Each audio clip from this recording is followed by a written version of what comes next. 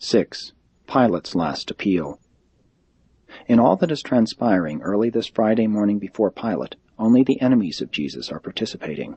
His many friends either do not yet know of his night arrest and early morning trial, or are in hiding lest they also be apprehended and adjudged worthy of death because they believe Jesus' teachings. In the multitude which now clamors for the Master's death are to be found only his sworn enemies and the easily led and unthinking populace. Pilate would make one last appeal to their pity. Being afraid to defy the clamor of this misled mob who cried for the blood of Jesus, he ordered the Jewish guards and the Roman soldiers to take Jesus and scourge him. This was in itself an unjust and illegal procedure, since the Roman law provided that only those condemned to die by crucifixion should be thus subjected to scourging. The guards took Jesus into the open courtyard of the praetorium for this ordeal. Though his enemies did not witness this scourging, Pilate did, and before they had finished this wicked abuse, he directed the scourgers to desist and indicated that Jesus should be brought to him. Before the scourgers laid their knotted whips upon Jesus as he was bound to the whipping post, they again put upon him the purple robe, and plaiting a crown of thorns, they placed it upon his brow.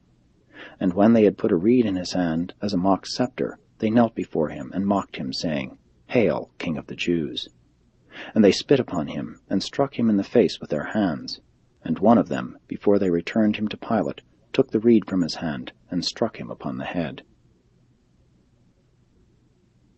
Then Pilate led forth this bleeding and lacerated prisoner, and, presenting him before the mixed multitude, said, "Behold the man! Again I declare to you that I find no crime in him, and having scourged him, I would release him."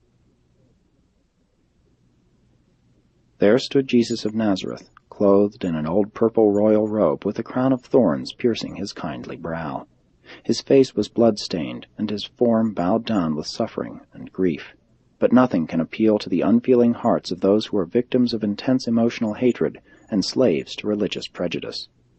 This sight sent a mighty shudder through the realms of a vast universe, but it did not touch the hearts of those who had set their minds to effect the destruction of Jesus.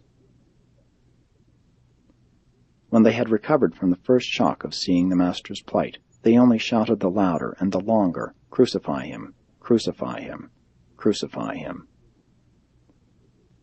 And now did Pilate comprehend that it was futile to appeal to their supposed feelings of pity. He stepped forward and said, "I perceive that you are determined this man shall die. But what has he done to deserve death? Who will declare his crime?" Then the high priest himself stepped forward and, going up to Pilate, angrily declared, "We have a sacred law, and by that law this man ought to die because he made himself out to be the Son of God." When Pilate heard this, he was all the more afraid, not only of the Jews, but recalling his wife's note and the Greek mythology of the gods coming down on earth, he now trembled at the thought of Jesus possibly being a divine personage. He waved to the crowd to hold its peace, while he took Jesus by the arm and again led him inside the building, that he might further examine him. Pilate was now confused by fear, bewildered by superstition, and harassed by the stubborn attitude of the mob.